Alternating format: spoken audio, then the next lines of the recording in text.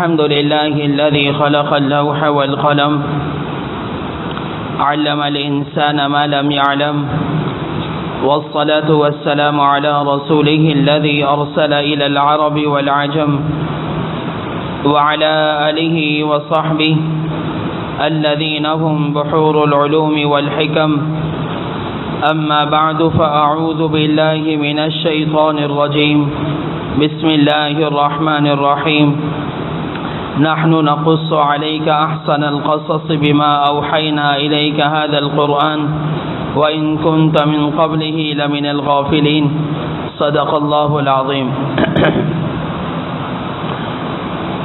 نبی اکرم صلی اللہ علیہ وسلم نے جب نبوت کا اعلان فرمایا تو آپ کی دعوت سے مکہ مکرمہ میں مسلمان ہونا لوگ شروع ہو گئے اور آپ صلی اللہ علیہ وسلم کے ساتھیوں کی تعداد بڑھتی چلی گئی۔ کفار مکہ کو یہ پریشانی لاحق ہوئی کہ اگر آہستہ آہستہ سارے مسلمان ہو گئے تو پھر ہماری طاقت تو ٹوٹ جائے گی اور ہماری تعداد بھی کم ہو جائے گی، ہم کمزور پڑ جائیں گے، سرداری ہمارے ہاتھ سے نکل جائے گی، اس کا راستہ روکو، کسی طریقے سے بھی اس کا راستہ روکو۔ تو ان کو کسی نے مشورہ دیا کہ تم یثرب چلے جاؤ، یعنی مدینہ المنورہ، اس وقت مدینہ نہیں تھا، یثرب نام تھا، کہ تم یثرب چلے جاؤ، یثرب میں یہود کے علماء ہیں، تم ان علماء سے مشورہ کرو، دیکھو وہ تمہیں کیا مشورہ دیتے ہیں۔ یہ رائے ان کو بہت پسند آئی، مکہ کے سرداروں کو یہ رائے پسند آئی اور مکہ کے سرداروں نے ایک وفد بنایا اور وفد بنا کر یثرب کی طرف بھیجا۔ یہود کے علماء سے جب ملاقات ہوئی تو یہود کے علماء نے کہا اگر وہ نبوت کا دعویٰ کرتا ہے اور آہستہ آہستہ لوگ مسلمان ہو رہے ہیں اور اس کے دین پر آ رہے ہیں تو تم 4 سوال اس سے پوچھو، اگر چاروں سوالوں کا جواب دے دے تب بھی وہ جھوٹا نبی ہے، اگر چاروں سوالوں کا جواب نہ دے تب بھی وہ جھوٹا نبی ہے، بعض سوالوں کا جواب دے اور بعض سوالوں کا جواب نہ دے تو وہ سچا نبی ہے۔ 4 سوال، ان میں سے ایک سوال یہ تھا اصحاب کہف کون ہیں، دوسرا سوال تھا ذوالقرنین کے بارے میں پوچھو، تیسرا سوال تھا روح کے بارے میں پوچھو اور چوتھا سوال تھا کہ یوسف علیہ السلام اور ان کے بھائیوں کا قصہ کیا ہے ان کے بارے میں پوچھو۔ اچھا، اس سوال کو بتانے کے بعد انہوں نے کہا یہود کے علماء نے اگر وہ واقعتاً اللہ کا نبی ہوگا تو تمہیں یوسف کا قصہ سنا سکے گا، اگر وہ اللہ کا نبی نہیں ہوگا تو وہ یوسف اور اس کے بھائیوں کا قصہ تمہیں نہیں سنا سکے گا، صرف اللہ کا نبی تمہیں یوسف اور اس کے بھائیوں کا قصہ سنا سکتا ہے، اللہ کے نبی کے علاوہ یوسف اور یوسف علیہ السلام کے بھائیوں کا قصہ نہیں سنا سکتا۔ مکہ کے سردار بڑے خوش ہوئے، مکہ المکرمہ واپس آئے اور مکہ المکرمہ واپس آنے کے بعد یہ 4 سوال نبی اکرم صلی اللہ علیہ وسلم کے سامنے رکھے۔ بعض روایات میں آتا ہے کہ 5 سوال یہود کے علماء نے رکھے۔ 5واں سوال یہ رکھا کہ بچہ کس پر جاتا ہے، باپ پر یا ماں پر؟ تو اس کا جواب رسول اللہ صلی اللہ علیہ وسلم نے حدیث مبارکہ میں دیا۔ 4 سوالوں کا جواب اللہ نے خود قرآن میں دیا اور ایک کا جواب حدیث مبارکہ میں دیا۔ رسول اللہ صلی اللہ علیہ وسلم کے پاس یہ مکہ کے جو سردار تھے آئے اور انہوں نے یہ 5 سوال یا 4 سوال نبی اکرم صلی اللہ علیہ وسلم کے سامنے رکھے۔ آپ صلی اللہ علیہ وسلم نے فرمایا میں شام میں بتا دوں گا۔ آپ کے ذہن میں تھا کہ جیسے ہی جبرائیل علیہ السلام میرے پاس آئیں گے تو حضرت جبرائیل علیہ السلام 2 وقت تشریف لاتے تھے، صبح کے وقت میں اور شام کے وقت میں۔ فرمایا جیسے جبرائیل علیہ السلام میرے پاس آئیں گے تو میں ان سے پوچھ کر جواب دے دوں گا، اور اتفاق دیکھیں اللہ نے وحی بند کر دی، اللہ نے وحی بند کر دی۔ یہ 2 موقع ہیں جس میں وحی بند ہوئی اور نبی اکرم صلی اللہ علیہ وسلم کو تکلیف کا سامنا اٹھانا پڑا۔ ایک حضرت عائشہ صدیقہ رضی اللہ تعالیٰ عنہ پر جب تہمت لگی تو حضرت عائشہ رضی اللہ تعالیٰ عنہ پر تہمت لگنے پر 40 دن وحی نہیں آئی، وحی بند ہو گئی اور آپ صلی اللہ علیہ وسلم نے بڑی پریشانی کا سامنا کیا، بہت تکلیف اٹھائی۔ 40 دن کے بعد وحی آئی تو آپ کا چہرہ مبارک کھلکھلا اٹھا۔ دوسرا یہ موقع تھا کہ آپ صلی اللہ علیہ وسلم پر 17 دن وحی نہیں آئی، آپ یہی فرماتے ہیں صبح بتا دوں گا شام بتا دوں گا، صبح بتا دوں گا شام بتا دوں گا۔ آپ صلی اللہ علیہ وسلم 17 دن کے بعد ابو لہب کی بیوی نے ایک سخت جملہ نبی اکرم صلی اللہ علیہ وسلم کو کہا، تو آپ صلی اللہ علیہ وسلم کے وہ دل پہ جا کے لگا، آپ کو بہت تکلیف ہوئی۔ اور آپ صلی اللہ علیہ وسلم کی عادت مبارکہ تھی، جب آپ کو تکلیف زیادہ ہوتی تو آپ اپنا چہرہ آسمان کی طرف اٹھاتے ایسے، یا آپ کو کوئی بہت اہم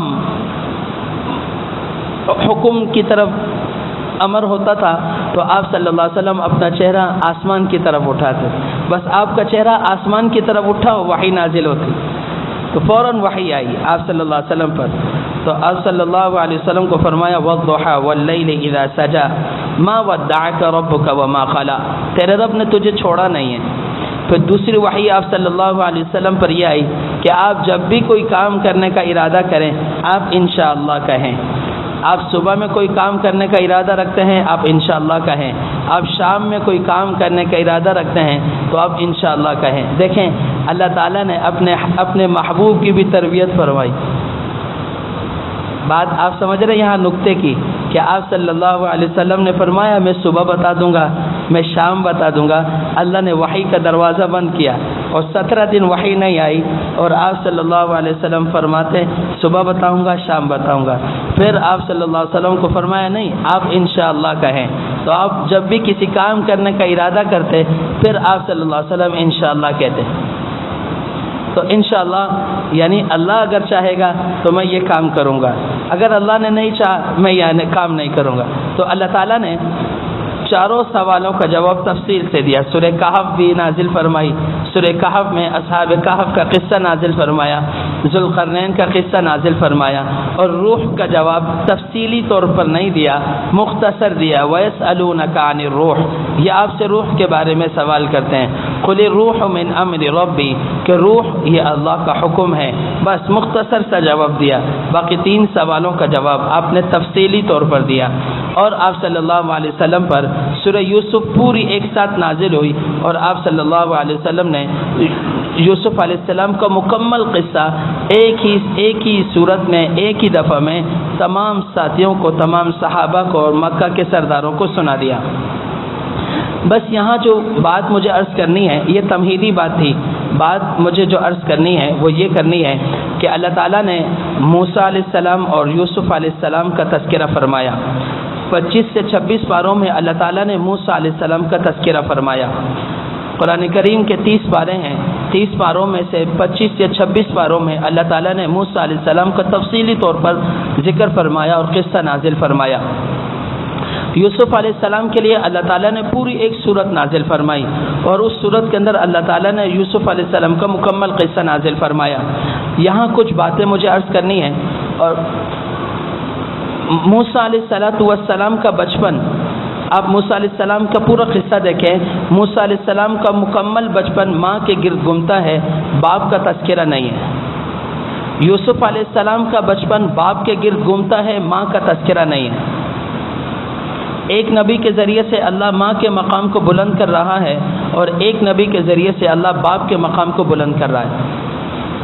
یوسف علیہ السلام کا قصہ بلند ہو رہا ہے، یوسف علیہ السلام کا تذکرہ ہو رہا ہے، لیکن وہاں جو دوسرا رخ ہمیں ملتا ہے وہ یعقوب علیہ السلام بحیثیت باپ کے ہے۔ قرآن کریم نے جتنا خوبصورت یعقوب علیہ السلام کو بحیثیت باپ ذکر کیا ہے کسی کو نہیں ذکر کیا قرآن میں۔ بہت خوبصورت انداز میں قرآن کریم نے یعقوب علیہ السلام کو بحیثیت باپ کے نقل کیا ہے، اور قرآن کریم نے اس سے زیادہ خوبصورت کسی اور کو نقل نہیں کیا۔ موسیٰ علیہ السلام کا مکمل بچپن ماں کے گرد گھوم رہا ہے، باپ کا تذکرہ پورے قرآن میں نہیں ہے۔ جہاں بھی موسیٰ علیہ السلام کا تذکرہ ہے ماں کا تذکرہ ہے، باپ کا تذکرہ نہیں ہے۔ یوسف علیہ السلام کا پورے قصے میں باپ کا تذکرہ ہے، ماں کا تذکرہ نہیں ہے۔ موسیٰ علیہ السلام کا بچپن جو ہے وہ ماں کے گرد گھوم رہا ہے، اور یوسف علیہ السلام کا بچپن باپ کے گرد گھوم رہا ہے۔ موسیٰ علیہ السلام ماں کے ساتھ اٹیچ ہے، اور یوسف علیہ السلام باپ کے ساتھ اٹیچ ہیں۔ موسیٰ علیہ السلام کو ماں نے موت کے منہ میں ڈالا، پانی میں ڈالا۔ یوسف علیہ السلام کو بھائیوں نے پانی میں ڈالا۔ یوسف علیہ السلام کو مصر میں قید ہونا پڑا، یوسف علیہ السلام کو مصر میں قید ہونا پڑا، تہمت لگی یوسف علیہ السلام کو مصر میں قید ہونا پڑا، موسیٰ علیہ السلام سے غلطی ہوئی اور غلطی ہونے کے بعد موسیٰ علیہ السلام کو مصر چھوڑنا پڑا۔ فَوَكَزَهُ مُوسَى فَقَضَى عَلَيْهِ، موسیٰ علیہ السلام سے غلطی ہو گئی، قتل کرنے کا ارادہ نہیں تھا، مکہ مارا، وہ مر گیا۔ موسیٰ علیہ السلام سے غلطی ہو گئی، خطا ہو گئی، تو موسیٰ علیہ السلام کو مصر چھوڑنا پڑا اور یوسف علیہ السلام کو مصر میں ہی قید ہونا پڑا۔ میرا عزیزو، قرآن کریم کے یہ دو قصے ہیں جو موسیٰ علیہ السلام اور یوسف علیہ السلام کے ہیں، یہ مجھے اور آپ کو بہترین سبق دیتے ہیں۔ اگر میں اور آپ بحیثیت باپ یا بحیثیت ماں اگر ان دو قصوں کو دیکھیں تو میرے لیے بچوں کی تربیت کرنا مشکل نہیں ہے۔ ایک نافرمان اولاد کو فرما برداری پر کس طرح لایا جائے، اس کے لیے بحیثیت یعقوب علیہ السلام کافی ہے، اس کے لیے بحیثیت یعقوب علیہ السلام کافی ہے۔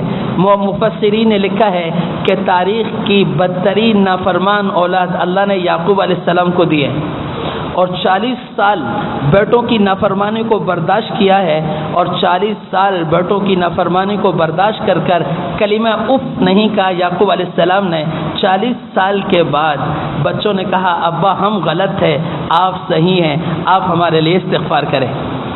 نافرمان اولاد کو کس طریقے سے فرما برداری پر لانا ہے، نافرمان اولاد کو کس طریقے سے اطاعت پر لانا ہے، اس کے لیے سب سے بہترین ٹائٹل جو قرآن دیتا ہے وہ یعقوب علیہ السلام کو پیش کرتا ہے، اور یعقوب علیہ السلام نافرمان اولاد کو وہ فرما برداری پر لے کر آتے ہیں۔ اور قرآن کریم نے اس کے نکات ذکر کیے۔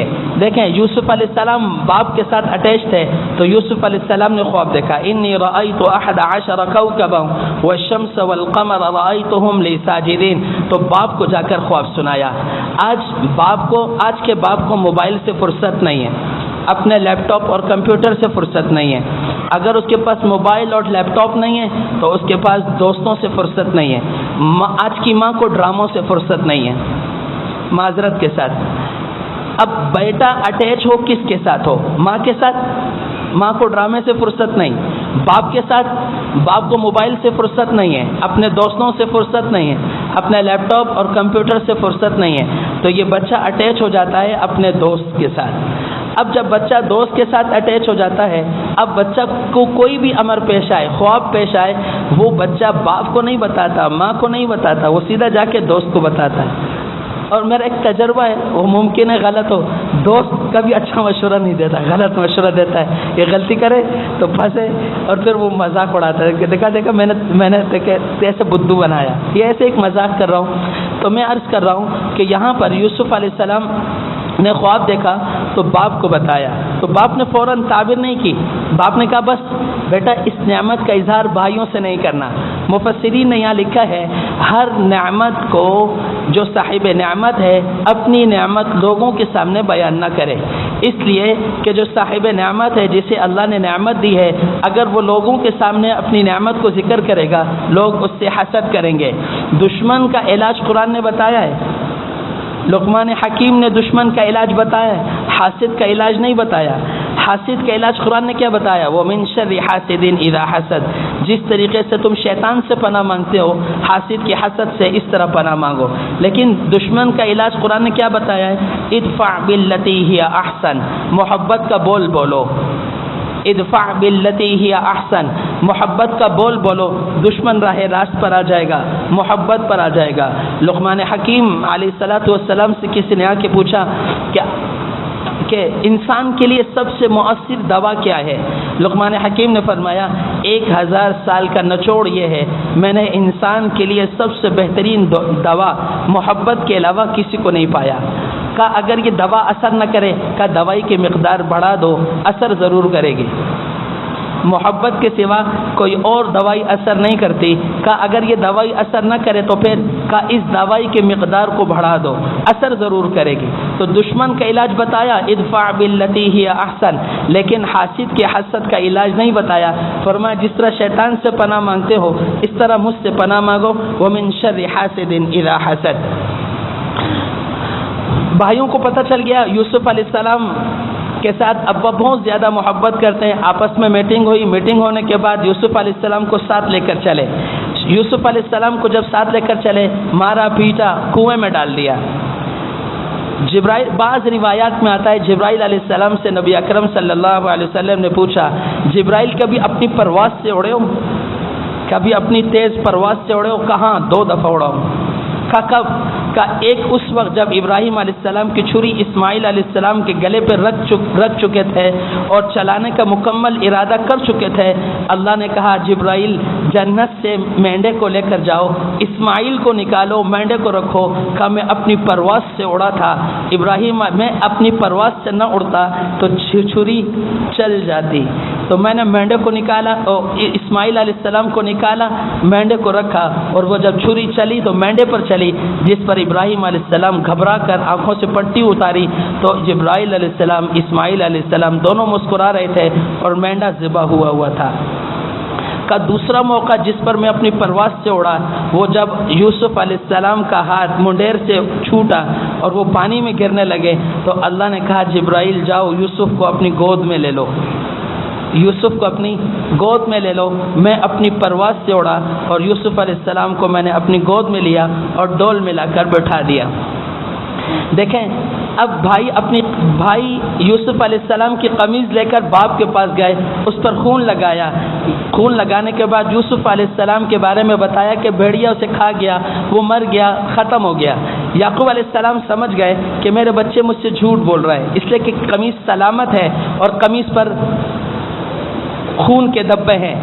یہاں پر قرآن یہ درس دیتا ہے کہ اپنے والدین سے کبھی جھوٹ نہ بولو. اگر ایک دفعہ باپ کا اعتماد اولاد سے اٹھ گیا, ایک دفعہ ماں کا اعتماد اولاد سے اٹھ گیا, پھر تم سچ بھی بولو گے انہیں یقین نہیں آئے گا, اور تم ہمیشہ سچ بولو. ایک دفعہ جھوٹ بول دو تو تمہارا جھوٹ بھی وہ یقین کریں گے کہ میرا بچہ سچا ہے, جھوٹ کبھی نہیں بولتا. اس لیے قرآن کریم کے آگے دیکھیں, بنیامین کو جب یوسف علیہ السلام نے روکا تو بڑے بھائی نے کہا ارجعوا الی ابیکم فقولوا یا ابانا ان ابنک سرق, جاؤ اپنے باپ کو جا کر بولو تیرے بیٹے نے چوری کی ہے. ما شہدنا الا بما علمنا, ہم نہیں جانتے, ہمارے پاس کوئی گواہی بھی نہیں ہے, کوئی ثبوت بھی نہیں ہے. آج بچے سچے ہیں لیکن ان کو یقین ہے کہ آج باپ یقین نہیں کرے گا. کیوں؟ پہلے موقع پر انہوں نے جھوٹ بولا اور ایسا جھوٹ بولا کہ باپ کو یقین آیا کہ بچے جھوٹے ہیں, لیکن باپ نے کہا فصبر جمیل, میں صبر جمیل کروں گا. مفسرین نے صبر جمیل کا جو صبر جمیل کی تعریف لکھی ہے وہ یہ لکھی ہے کہ میرے بچوں تم جتنی نافرمانی کرو میں تمہیں کبھی تانا نہیں دوں گا. اور یوسف علیہ السلام کی گمشدگی میں روئے, بہت روئے, غمزدہ ہوئے, اپنے بچوں کو کبھی تانا نہیں دیا. اور ایک ہم ہیں بحیثیت باپ ہونے کے ساری دنیا سے لڑتے ہیں اور اولاد کو پالتے ہیں, پھر اولاد کے دل و دماغ میں نفرت کا کیل ٹھوکتے ہیں اور اپنی ذات کو ان کے مد مقابل لا کر کھڑا کر دیتے ہیں, پھر اپنی ذات کی وجہ سے اپنی اولاد کو چھوڑ دیتے ہیں, اور پھر بد دعائیں اور تانے کے انبار لگا دیتے ہیں. میرے عزیزو اپنی اولاد کو تانے نہ دو, اپنی اولاد کو بد دعا نہ دو.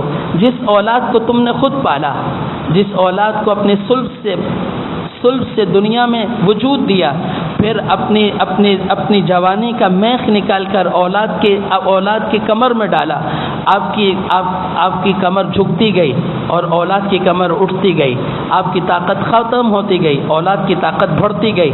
پھر بڑھاپے میں آ کر اولاد سے اپنی ذات کے خاطر اختلاف کیا اور نفرت کا کیل ٹھوکا, پھر اپنے آپ سے بھی اس کو جدا کر دیا. تو اس لیے یہاں قرآن یہ دوسرا درس دیتا ہے, نوجوانوں, میرے دوستوں, میرے عزیزوں, اپنے ماں باپ سے, اپنے پیرنٹس سے جھوٹ نہ بولو. ایک دفعہ اگر والدین کا اعتماد اٹھ گیا میرے عزیزوں, پھر ساری زندگی لگ جاتی ہے اعتماد دلاتے دلاتے. ایک دفعہ بھروسہ ٹوٹ گیا پھر ساری زندگی لگ جاتی ہے بھروسہ آتے آتے. اس لیے اپنے پیرنٹس کا کبھی اعتماد کو کھونے کی کوشش نہ کرو. والدین کا ہمیشہ اعتماد جیت کے رکھو. ہمیشہ جب تمہارے زبان سے کوئی بات نکلے, ماں کہے میرا بیٹا یہی کہتا ہے, باپ کہے میرا بیٹا یہی کہتا ہے. اللہ تعالیٰ نے موسیٰ علیہ السلام کو پانی میں ڈلوایا, یوسف علیہ السلام کو کنویں میں ڈلوایا, موسیٰ علیہ السلام کو پہنچوایا دربار مصر میں, یوسف علیہ السلام کو پہنچوایا دربار مصر میں. دونوں میں کتنی مناسبت ہے, مطابقت دیکھیں. اللہ نے موسیٰ علیہ السلام کو پہنچوایا دربار مصر میں اور یوسف علیہ السلام کو پہنچوایا دربار مصر میں. ایک طرف فرعون ہے، ایک طرف عزیز مصر ہے، دونوں کی زبان سے ایک ہی جملہ نکلتا ہے، عسیٰ ان ینفعنا او نتخذہ ولدا. آسیہ کہتی ہے موسیٰ علیہ السلام کو گود میں لے کر، عسیٰ ان ینفعنا، یہ ہمیں نفع دے گا، او نتخذہ ولدا، یا ہم اس کو بیٹا بنا لیتے ہیں. تو فرعون کہتا ہے تجھے نفع دیتا ہے تو دے دے، تجھے بیٹا بنانا ہے بنا لے، مجھے لگتا ہے کہ یہ مجھے قتل کرے گا. یوسف علیہ السلام کے بارے میں عزیز مصر کی بیوی کہتی ہے کہ وَكَذَلِكَ مَكَّنَّا لِيُوسُفَ فِي الْأَرْضِ، ہم نے یوسف علیہ السلام کو زمین میں جگہ دی اور وہ کہنے لگی ہم اس کو بیٹا بنا لیتے ہیں، یہ ہمیں نفع دے گا. تو دونوں کہتے ہیں ہاں ہاں ہاں یہ ہمیں نفع دے گا، ہم اس کو بیٹا بناتے ہیں. یہاں نقطہ مفسرین نے لکھا ہے اگر فرعون کی زبان سے یہ جملہ نکل جاتا کہ عسیٰ ان ینفعنا، یہ مجھے نفع دے گا، تو اللہ اس کو کفر کی موت پر موت نہ دیتا، اللہ اس کو کفر کی موت پر موت نہ دیتا، اللہ ایمان والی موت دیتا. کیوں؟ ایک نبی کو جب وہ نفع والا کہہ رہا ہے کہ یہ مجھے نفع دے گا، تو سب سے بڑا نفع یہ ہے کہ ایمان کی حالت میں موت آئے، اور سب سے بڑا نقصان یہ ہے کہ کفر کی حالت میں موت آئے. اس سے بڑا نقصان کوئی نہیں ہے اور اس سے بڑا فائدہ کوئی نہیں. یہ مفسرین نے ایک نقطہ لکھا ہے کہ اللہ نے اس کی زبان سے نکالا ہی نہیں کہ یہ مجھے نفع دے گا یا ہم اس کو بیٹا بنا لیتے ہیں. تو اللہ نے اس کی زبان سے نکالا ہی نہیں بلکہ الٹا اس کی زبان سے نکالا، مجھے لگتا ہے کہ قتل یہی کرے گا. تو واقعتاً موسیٰ علیہ السلام پھر اس کے قتل کا سبب بنے، اس کے غرق ہونے کا سبب بنے. لیکن موسیٰ علیہ السلام اور یوسف علیہ السلام کے قصے میں بہت ساری مطابقتیں ہیں. میں آہستہ آہستہ آپ کو لے کر چلتا ہوں. اللہ تعالیٰ نے یوسف علیہ السلام کو جوانی دی، موسیٰ علیہ السلام کو جوانی دی. دونوں کو جب جوانی دی اللہ نے ایک ہی آیت نازل فرمائی، ایک لفظ مختلف فرمایا، وَلَمَّا بَلَغَ أَشُدَّهُ وَاسْتَوَى آتَيْنَاهُ حُكْمًا وَعِلْمًا. موسیٰ علیہ السلام کے بارے میں کہا ہم نے جب موسیٰ علیہ السلام کو جوانی دی تو طاقت بھی دی، علم بھی دیا، حکمت بھی دی. اور جب یوسف علیہ السلام کی باری آئی تو اللہ تعالیٰ نے کہا وَلَمَّا بَلَغَ أَشُدَّهُ آتَيْنَاهُ حُكْمًا وَعِلْمًا. وَاسْتَوَى کا لفظ ہٹا دیا، کہا آتَيْنَاهُ حُكْمًا وَعِلْمًا، ہم نے حکمت بھی دی اور علم بھی دیا. یوسف علیہ السلام میں یہ دوسری مطابقت آئی. جب یوسف علیہ السلام جوانی پر پہنچے تو اللہ نے حسن سب سے زیادہ اللہ تعالیٰ نے یوسف علیہ السلام کو عطا فرمایا. نبی اکرم صلی اللہ علیہ وسلم نے فرمایا جب سے انسانیت پیدا ہوئی اور آخری انسان تک اللہ تعالیٰ نے جتنا حسن پیدا کیا ہے اس کا آدھا حسن اللہ نے یوسف علیہ السلام کو دیا ہے. آدھا حسن یوسف علیہ السلام کو دیا ہے اور آدھا حسن پوری انسانیت پر تقسیم کیا ہے. یعنی آدم علیہ السلام سے لے کر قیامت تک آنے والے شخص پر آدھا حسن تقسیم کیا اور یوسف علیہ السلام کو آدھا حسن دیا.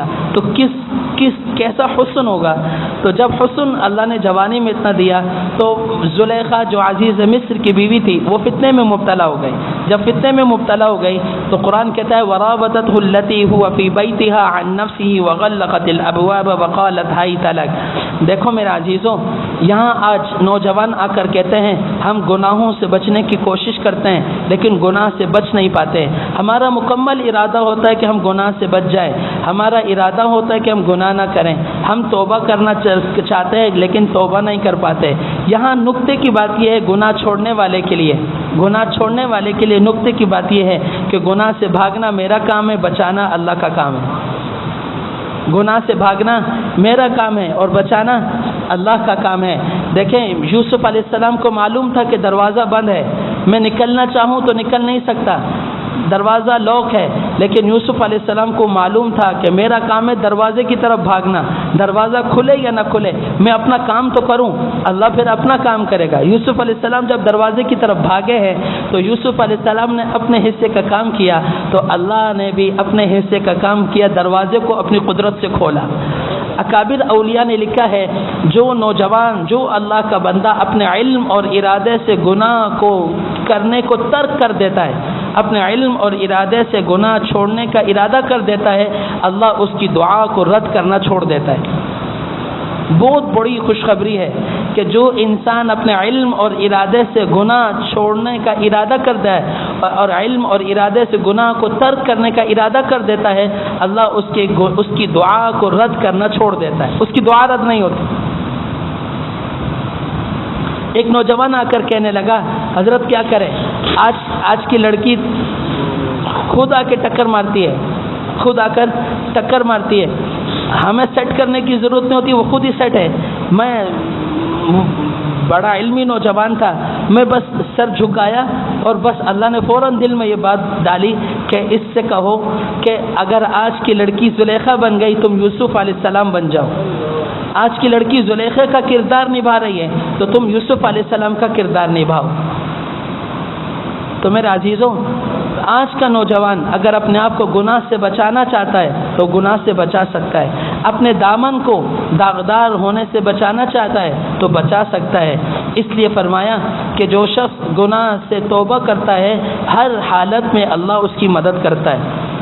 جو نوجوان یا کوئی بھی انسان گناہوں سے توبہ کر لے اور کہے اللہ مجھے گناہوں سے بچا لے، اللہ اس کی ہر حالت میں مدد کرتا ہے اور اس کو گناہوں سے بچاتا ہے جب تک اپنے ارادے سے وہ گناہ میں مبتلا نہ ہو۔ اگر وہ اپنے ارادے سے گناہ میں مبتلا ہو جائے گا اللہ کی مدد سے محروم ہو جائے گا اور دعا کی قبولیت سے محروم ہو جائے گا۔ یوسف علیہ السلام بھاگے، جب بھاگے تو آگے عزیز مصر سے ملاقات ہوئی۔ جب عزیز مصر سے ملاقات ہوئی تو اس کو قرآن نے ذکر کیا وَاسْتَبَقَ الْبَابَ وَقَدَّتْ قَمِيصَهُ مِنْ دُبُرٍ وَأَلْفَ يَا سَيِّدَهَا لَدَى الْبَابِ کہ بڑے دروازے پر جب پہنچے تو یوسف علیہ السلام کی ملاقات عزیز مصر سے ہو گئی اور خاتون پیچھے تھی تو اس نے فوراً کہا قالت ما جزاء من اراد بأهلك سوءا، اب فوراً یہ کہا قالت ما جزاء من اراد بأهلك سوءا، جو تمہارے گھر والوں کے ساتھ برائی کا ارادہ رکھے تو اس کی سزا کیا ہے؟ تو اب معلوم ہے کہ اس کی سزا قتل ہے، تو اب اس کی سزا خود بتا رہی ہے الا ان یسجن او عذاب علیم، شوہر کو بتا رہی ہے کہ قتل نہیں کرنا، الا ان یسجن قید خانے میں ڈال دینا، او عذاب علیم تھوڑا بہت مار پیٹ کے ختم کر دینا، قتل نہیں کرنا۔ یہ سزا کیوں متعین کی؟ عزیز مصر کی بیوی نے، مفسرین نے لکھی کہ چاہت باقی تھی، اگر قتل ہو جاتے تو چاہت باقی نہ رہتی۔ چاہت جب باقی تھی، عزیز مصر کی بیوی کی چاہت جب باقی تھی تو قتل سے فوراً روکا، سزا بھی خود بتائی اور الزام بھی خود لگایا کہ قالت ما جزاء من اراد بأهلك سوءا، جو تمہاری بیوی کے ساتھ برائی کا ارادہ کرے اس کی سزا کیا ہے؟ تو لا محالہ اس کی سزا قتل ہے۔ تو پھر خود کہا الا ان یسجن، نہیں قتل نہیں ہے، قید خانہ ہے، او عذاب علیم یا مار پیٹ ہے، قتل نہیں ہے۔ تو مفسرین نے یہاں نقطہ لکھا کہ عزیز مصر کی بیوی اس لیے بولی کہ اگر قتل ہو جائے گا تو چاہت پوری نہیں ہوگی، چاہت کو پورا کرنا ہے، جب چاہت کو پورا کرنا ہے تو قتل ہونے سے بچانا ہے، جب قتل ہونے سے بچانا ہے تو سزا کا انتخاب بھی خود کیا۔ تو میرے عزیزوں، جب انسان مشکلات کے بھور میں پھنستا ہے، دوسرا نقطہ لکھا ہے مفسرین نے کہ جب انسان مشکلات کے بھور میں پھنستا ہے تو پھر رو دھو کر اللہ کو پکارتا ہے تو اس مشکلات کے بھون سے نکالتا اللہ ہے۔ جیسے یوسف علیہ السلام کو اس مشکل کے بھون سے نکالا اللہ نے، وشہید شاہد من اہلہا ان کان قمیصہ قد من قبل فصدقت وہو من الکاذبین وان کان قمیصہ قد من دبر فکذبت وہو من الصادقین۔ اب قمیص کو دیکھیں، آگے سے پھٹی ہے پیچھے سے پھٹی ہے، اگر آگے سے پھٹی ہے تو زلیخا سچی ہے، پیچھے سے پھٹی ہے تو یوسف سچا ہے۔ جب قمیص کو دیکھا گیا تو پیچھے سے پھٹی ہے تو سمجھ گئے کہ یوسف سچا ہے، بیوی جھوٹی ہے۔ تو اب یوسف علیہ السلام سے کہا آپ معافی درگزر سے کام لیں، معافی اور درگزر سے کام لیں، لیکن یہ بات پھیل گئی۔ جب بات پھیل گئی تو اب عورتوں نے ملامت کرنا شروع کیا۔ وقال نسوة في المدينة امرأة العزيز تراود فتاها عن نفسه قد شغفها حبا إنا لنراها في ضلال مبين۔ اس کو میں محاورے میں سمجھاتا ہوں، ترجمے میں شاید سمجھ میں نہ آئے، محاورے میں سمجھاتا ہوں۔ محاورہ یہ ہے، تم ایک عظیم خاندان کی لڑکی ہو، شہزادی ہو، غلام پر فریفتہ ہو گئی، شرم نہیں آتی؟ محاورے میں سمجھا رہا ہوں۔ آیت کو کس میں سمجھا رہا ہوں؟ محاورے میں سمجھا رہا ہوں کہ ایک عظیم خاندان کی لڑکی ہو، تم شہزادی اور ملکہ ہو، ایک غلام پر فریفتہ ہو گئی، شرم نہیں آتی ہے؟ تو اب کہا اچھا امتحان لیتی ہو۔ جب امتحان لیا تو وہ تانا دینے والی لڑکیوں کو ایک تکیہ لگایا، چھری دی اور کچھ کاٹنے کے لیے دیا، اور یوسف علیہ السلام کو کہا باہر آؤ۔ جب باہر آئے تو انہوں نے انگلیاں کاٹی۔ یہاں یوسف علیہ السلام کے اس قصے کو نقل کرتے ہوئے حضرت عائشہ صدیقہ رضی اللہ تعالیٰ عنہ فرماتی ہیں وہ یوسف علیہ السلام کے حسن کو دیکھ کر اپنی انگلیاں کاٹ رہی تھیں، اگر میرے محبوب کے حسن کو دیکھتے تو اپنے کلیجے کو کاٹ دیتے۔ تو آپ صلی اللہ علیہ وسلم نے فرمایا انا ملیح و اخی یوسف بیضا، میں ملیح ہوں اور میرا بھائی یوسف بیضا ہے۔ اس میں فرق جو علماء نے لکھا ہے وہ یہ ہے، ملیح میم لام یا ہا، ملیح اس کو کہتے ہیں جسے بار بار دیکھنے کو دل چاہے، جس کو بار بار دیکھنے کو دل چاہے، ایک دفعہ نظر ہٹی دوبارہ دیکھا، ایک دفعہ نظر ہٹی دوبارہ دیکھا، جب دوبارہ دیکھا تو حسن زیادہ معلوم ہوا۔ اور بیضا اس کو کہتے ہیں کہ اتنی خوبصورت چیز ہے کہ اس کو دیکھا تو دیکھتے رہ گئے، نظر نہیں ہٹی۔ بس یہ فرق بیان کیا ہے ملیح اور بیضا میں، یہ فرق بیان کیا ہے ملیح اور بیضا میں، کہ آپ صلی اللہ علیہ وسلم کا حسن اور یوسف علیہ السلام کے حسن میں یہ فرق بیان کیا کہ یوسف علیہ السلام کا حسن یہ تھا جو دیکھتا تھا دیکھتا رہ جاتا تھا، اور آپ صلی اللہ علیہ وسلم کا حسن ایسا تھا کہ بار بار دیکھنے کو دل چاہتا تھا، بار بار دیکھنے کو دل چاہتا تھا۔ یوسف علیہ السلام نے دعا مانگی، رب السجن احب الی مما یدعوننی الی، جب عورتوں نے بھی کہا کہ اگر یہ تیری بات نہیں مانتا اس کو سخت سزا دے تاکہ یہ تیری بات مانے، جب یوسف علیہ السلام نے یہ بات سن لی کہ یہ عورتیں بھی مجھے گناہ کی طرف دعوت دے رہی ہیں تو فوراً کہا رب السجن احب الی مما یدعوننی الی، اے اللہ میں قید خانے کو پسند کرتا ہوں اس کی طرف، اس سے جس کی طرف یہ مجھے بلا رہی ہیں، یعنی جس طرف یہ مجھے دعوت دے رہی ہیں اس سے بہتر یہ ہے کہ میں قید خانے میں چلا جاؤں، یہ میرے لیے زیادہ بہتر ہے۔ میں نے یہاں طلبہ سے کہا، اے میرے عزیز طلبہ دیکھو، یوسف علیہ السلام بچپن میں باپ سے جدا ہوئے، آزمائش در آزمائش، عزیز مصر کے پاس گئے، جوانی ملی، جوانی کے بعد الزام لگ گیا، تہمت لگی، پھر یوسف علیہ السلام کی آزمائش در آزمائش زندگی چل رہی ہے، اور فوراً کہا یا اللہ قید کو پسند کرتا ہوں، تو ایک اور آزمائش کہ قید خانے میں چلے گئے۔ رسول اللہ صلی اللہ علیہ وسلم فرما رہے ہیں میرا بھائی یوسف صبر کرتا، اللہ اس کے لیے کوئی اور راستہ نکالتا۔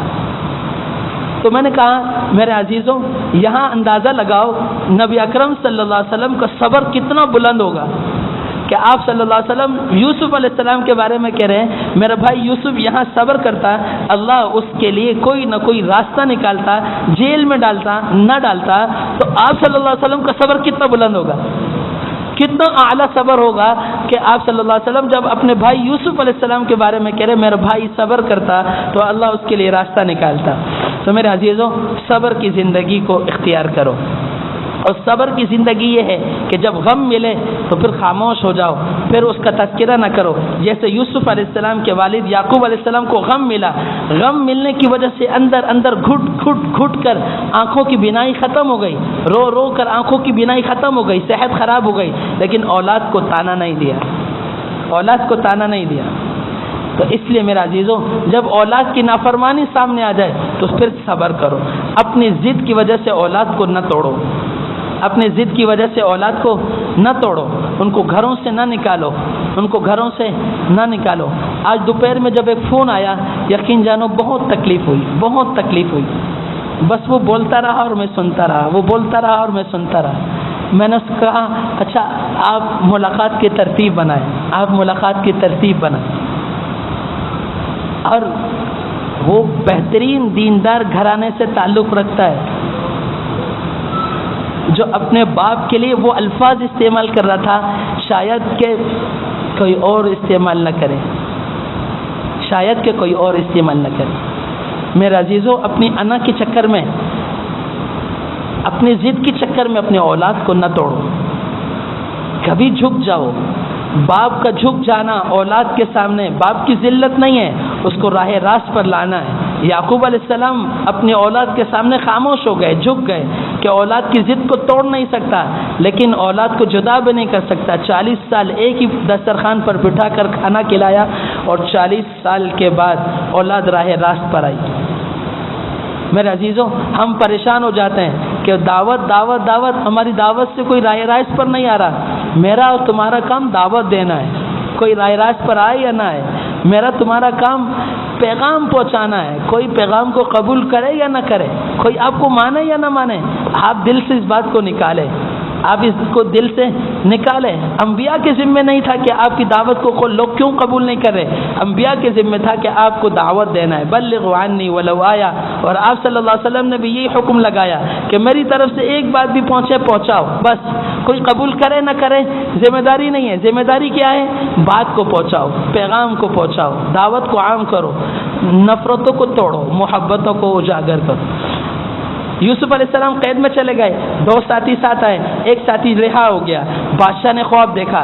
جب بادشاہ نے خواب دیکھا سب نے کہا قالوا اضغاث احلام، یہ بیکار خواب ہے، اس کی کوئی تعبیر نہیں ہے.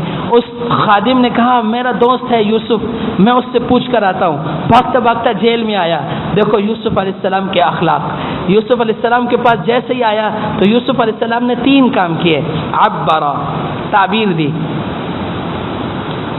فسر، پوری تشریح بیان کی. دبرا، تدبیر بیان کی. عبرا، دبرا، عبرا خواب کی تعبیر بتائی. دبرا، تدبیر بتائی کہ تم اس مشکل سے کیسے نکلو گے. بشرا، پھر آگے خوشخبری سنائی، خوشحالی کی کہ آگے خوشحالی بھی آئے گی. اب اگر ہمارے ساتھ کسی نے زیادتی کی ہوتی ہے، علماء نے یہاں نقطہ لکھا اس کے تحت، ہمارے ساتھ کسی نے زیادتی کی اپنی اولاد کیوں نہ ہو، ہم اس کے پھنسنے کا انتظار کرتے ہیں. ہم اس کے پھنسنے کا انتظار کرتے ہیں. ہم کہتے ہیں آج اس کا وقت ہے نا، کوئی بات نہیں، کل جب پھنسے گا نا پھر بتاؤں گا. اور جب وہ پھنس جاتا ہے بیچارہ تو ہم کہتے ہیں آیا نا اونٹ پہاڑ کے نیچے، پھر ہم اس سے انتقام کا جذبہ لیتے ہیں. یوسف علیہ السلام کے پاس جب وہ آیا تو یوسف علیہ السلام نے نہیں کہا میں بے قصور قید خانے میں ہوں، تمہارے عزیز مصر کو معلوم ہے. آج اس نے خواب دیکھا ہے، جاؤ میں تعبیر نہیں بتاتا، جو کرنا ہے کرو، میں نہیں بتاتا. نہیں، یوسف علیہ السلام کے اخلاق دیکھو. بولا ہی نہیں. جب بادشاہ نے کہا لے کر آؤ تو پھر کہا قال ما خطبكن اذ راوتن یوسف عن نفسه. وہ عورتوں کا کیا قصہ تھا؟ یہ نہیں کہا میں بے قصور تھا، یہ بھی نہیں کہا میں بے قصور تھا، یہ بھی نہیں کہا. اللہ اکبر. اخلاق اور صبر دیکھو. یہ نہیں کہا میں بے قصور تھا، قال ما خطبكن اذ راوتن یوسف عن نفسه. وہ عورتوں کا جو قصہ تھا وہ کیا تھا، ذرا اس کو حل کرے پھر میں جیل سے باہر آتا ہوں. عورتوں نے فوراً کہا قلنا ما حاشا للہ بشرا. یہ تو صاف ستھرا ہے، یہ تو صاف ستھرا ہے. پھر جیل سے باہر آئے. عزیز مصر نے گورنر بنایا. تو میرے عزیزوں، اللہ مجھے اور آپ کو یوسف علیہ السلام والے اخلاق دے دے. جب یوسف علیہ السلام کے اخلاق کا یہ عالم ہے تو نبی اکرم صلی اللہ علیہ وسلم کے اخلاق کا عالم کیا ہوگا؟ آج صلی اللہ علیہ وسلم کے اخلاق کیسے ہوں گے جب یوسف علیہ السلام کے اخلاق کیسے ہیں؟ میرے عزیزوں، اس کے بعد قحط کسالی آ گئی. قحط سالی کے بعد بھائی غلہ لینے کے لیے آئے. قرآن کہتا ہے فعرفهم وهم له منکرون کہ یوسف علیہ السلام نے بھائیوں کو پہچانا، بھائیوں نے یوسف علیہ السلام کو نہیں پہچانا. 2 وجہ لکھی ہے. ایک وجہ یہ لکھی ہے کہ یوسف علیہ السلام نقاب لگاتے تھے اس لیے بھائی نہیں پہچان سکے. دوسری وجہ یہ لکھی ہے کہ بھائیوں کے ذہن میں ہی نہیں تھا کہ یوسف بادشاہ بنے گا، وزیر بنے گا. ان کے ذہنوں میں تو یہ تھا کہ غلام کی زندگی گزار رہا ہے، ذلت کی زندگی میں ہوگا، مر گیا ہوگا، کھپ گیا ہوگا. یہ 2 وجہ لکھی ہے. لیکن فعرفهم وهم له منکرون، یوسف علیہ السلام نے فوراً پہچانا اور ان کو غلہ دیا، ان کے پیسے ان کو واپس کیے اور ان کو کہا تمہارا ایک بھائی بھی ہے اس کو ساتھ لے کر آنا، اگر ساتھ لے کر نہیں آئے تو میں واپس تمہیں غلہ نہیں دوں گا. دیکھیں یعقوب علیہ السلام کنعان میں، یوسف علیہ السلام مصر میں. اگر پیادہ سفر کریں 1 ہفتہ لگتا ہے، اگر آج کے اعتبار سے سفر کرتے ہیں تو 4 سے 5 گھنٹے کا سفر ہے. کتنے؟ 4 سے 5 گھنٹے کا سفر ہے. ایک طرف کنعان میں اللہ کا نبی یعقوب علیہ السلام ہے اور ایک طرف مصر میں اللہ کا نبی یوسف علیہ السلام ہے. یوسف علیہ السلام پر آزمائش یہ ہے کہ اپنے باپ کو اطلاع نہیں دینے کہ میں زندہ ہوں. اور یعقوب علیہ السلام اپنے بیٹے کے غم میں گھل رہے ہیں، رو رہے ہیں، غم زدہ ہے. جب بنیامین بادشاہ عزیز مصر کے پاس آیا غلہ لینے کے لیے تو یوسف علیہ السلام نے ان کو اپنے پاس روک لیا. جب یوسف علیہ السلام نے ان کو اپنے پاس روکا اور ان کو بتایا میں تمہارا بھائی ہوں، پریشان نہیں ہونا، بس تمہیں اپنے پاس روکنا چاہتا ہوں. اور بھائی پر الزام لگ گیا چوری کا.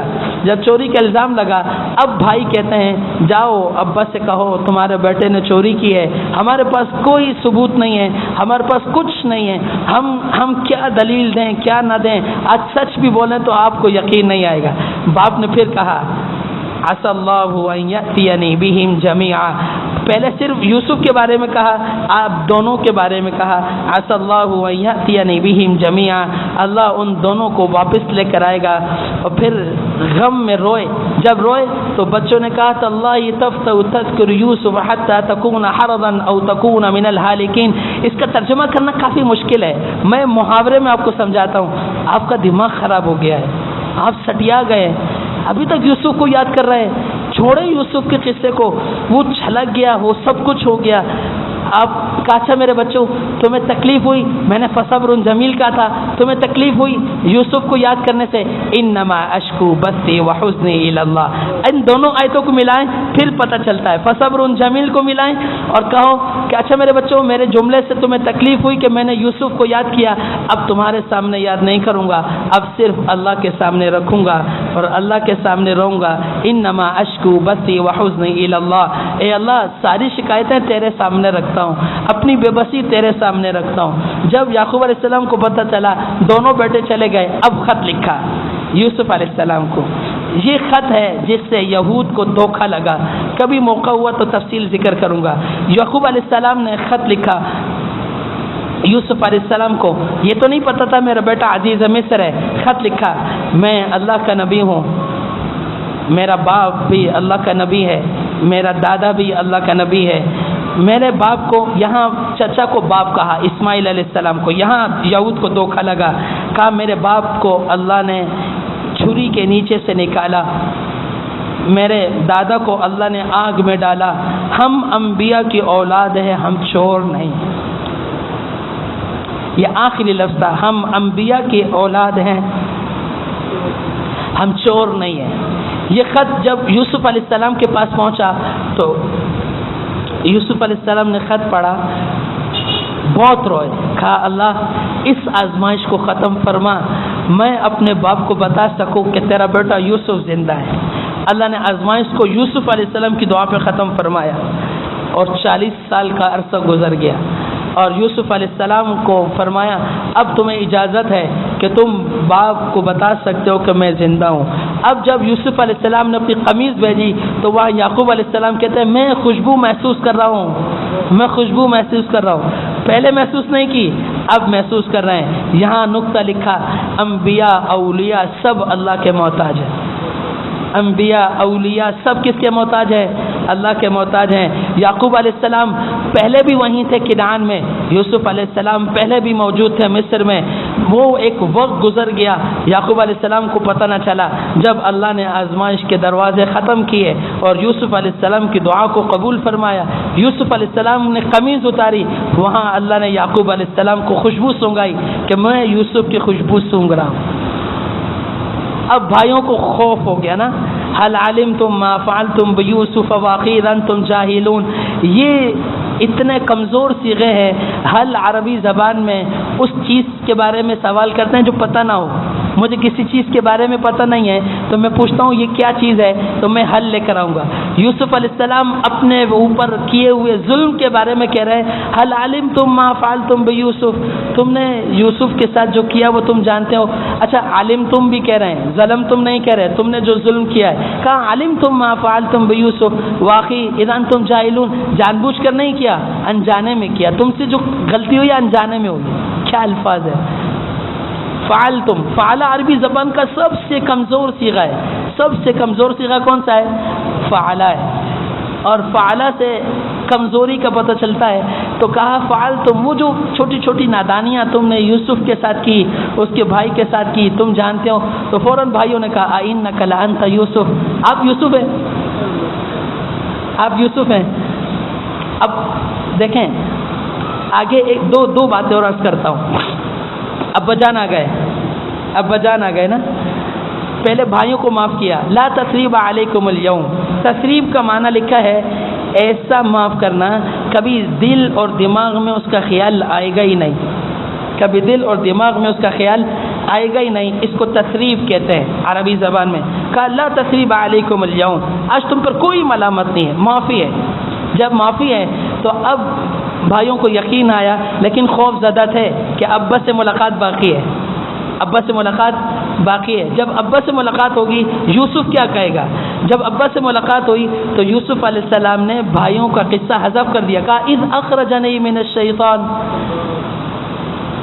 اذ اخرجنی من الشیطان، کہ شیطان میرے اور میرے بھائیوں کے درمیان آ گئے تھے. ابا جان مصر میں جیل سے نکالا اللہ نے، جیل سے نکالا اللہ نے. بھائیوں نے کیا کیا؟ اس جیل سے پہلے کی زندگی کیا ہوئی؟ تثریب علیکم اليوم. جب کسی کو معاف کرو پھر دل اور دماغ سے نکال دو.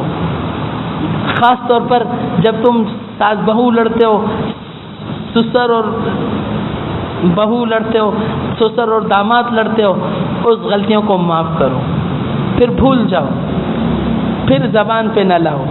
میرے پاس خط آیا، ہم آپ سے پوچھنا چاہتے ہیں رسول اللہ صلی اللہ علیہ وسلم کے زمانے میں ساس کا کردار کیا تھا؟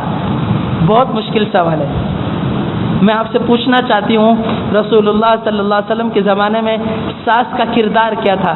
میں نے کہا رسول اللہ صلی اللہ علیہ وسلم کے زمانے میں ساس کا کردار بہت نیک تھا، اس لیے کہ بہو بھی اللہ سے ڈرتی تھی، ساس بھی اللہ سے ڈرتی تھی. ساس کو بھی معلوم تھا میں نے غلط کیا، اللہ کو جواب دینا ہوگا. بہو کو بھی معلوم تھا کہ میں نے غلط کیا، اللہ کو جواب دینا ہوگا. آج کی بہو بھی اللہ سے نہیں ڈرتی، آج کی ساس بھی اللہ سے نہیں ڈرتی. آج کی بہو کو بھی چاہیے وہ اللہ سے ڈرے، اور آج کی ساس کو بھی چاہیے کہ وہ اللہ سے ڈرے. اذ اخرجنی من الشیطان، اذ اخرجنی، دیکھو فوراً جیل سے کہا کہ اللہ نے مجھے جیل سے نکالا، اور جیل سے نکالنے کے بعد کہا ان نزغ الشیطان بینی و بین اخوتی، کہ شیطان میرے اور میرے بھائیوں کے درمیان آیا. جب بھائیوں کو یقین ہو گیا کہ ہم بالکل بے گناہ ثابت ہو گئے، ہم بالکل بے گناہ ثابت ہو گئے کہ یوسف نے ہمارا تذکرہ نہ کیا، ابا کو پتہ نہیں ہے، تو پھر ضمیر نے ملامت کی، اور ضمیر نے ملامت کر کر کہا ابا جان ہم غلطی پر تھے، ہمارے لیے استغفار کریں. بہترین ٹائٹل قرآن نے یعقوب علیہ السلام کو ذکر کیا ہے کہ یعقوب علیہ السلام سے بہترین باپ کوئی نہیں ہے. دیکھو موسیٰ علیہ السلام کو ماں سے ملانے والی بہن ہے، موسیٰ علیہ السلام کو ماں سے ملانے والی بہن ہے کہ وہ دربار فرعون میں گئی اور جا کر کہا میں ایک دائی کو جانتی ہوں کہ یہ اس کا دودھ ضرور پیے گا، اور یوسف علیہ السلام کو باپ سے ملانے والا بنیامین بھائی ہے. وہاں بہن کے ذریعے سے ماں سے ملتے ہیں موسیٰ علیہ السلام، یہاں بھائی ذریعہ بنتا ہے، یوسف علیہ السلام اپنے والد یعقوب علیہ السلام سے ملتے ہیں. اتنی مشابہتیں ہیں، آپ ان مشابہتوں کو اکٹھا کرتے رہیں، آیات کو آیات سے ملاتے رہیں، یقین جانے ایسا لگتا ہے اللہ تعالیٰ موسیٰ علیہ السلام کے ذریعے سے ماں کے مقام کو بلند کر رہا ہے، اور یوسف علیہ السلام کے ذریعے سے اللہ باپ کے مقام کو بلند کر رہا ہے. انبیاء کا مقام تو ہے ہی بلند، انبیاء کا مقام تو ہے ہی بلند، انبیاء کے مقام تک کوئی نہیں پہنچ سکتا. میں دوسرا رخ لے رہا ہوں کہ موسیٰ علیہ السلام کے ذریعے سے اللہ نے ماں کے مقام کو آسمانوں تک لے گئے، اور یوسف علیہ السلام کے ذریعے سے اللہ باپ کے مقام کو آسمانوں پر لے گئے. جب آسمانوں پر لے گئے تو جس طرح قرآن نے یعقوب علیہ السلام کو بحیثیت باپ ذکر کیا، کسی اور کو قرآن میں ذکر نہیں کیا. اور جس طرح کا کردار موسیٰ علیہ السلام کا نقل کیا، اس طرح کا کردار کسی اور کا نقل نہیں کیا. اب دیکھیں پورے قصے کو اللہ تعالیٰ نے، آخری بات، پورے قصے کو اللہ تعالیٰ نے دو لفظوں میں بیان کیا، اِنَّهُ مَن يَتَّقِي وَيَصْبِرْ فَإِنَّ اللَّهَ لَا يُضِيعُ أَجْرَ الْمُحْسِنِينَ. دو لفظ ذکر کیے، یتقی و یصبر. یتقی سے اشارہ کیا یوسف اور زلیخا کے قصے کی طرف. تقوی ہوگا تو گناہ سے بچے گا، تقوی نہیں ہوگا تو گناہ سے بچ نہیں سکے گا. تقوی پر اس سے بڑی چوٹ اور مار نہیں آ سکتی، تقوی پر اس سے بڑی چوٹ اور مار نہیں آ سکتی. وقالت ہائی تلک، یہ قرآن کریم کا واحد لفظ ہے، واحد آیت ہے، اس میں 4 قرات مختلف ہیں، پھر امالہ کی 3 قرات مختلف ہیں. یہ واحد آیت ہے جس کو 7 قرات کے ساتھ پڑھنا جائز ہے. امالہ کی 3 اور 4 الگ.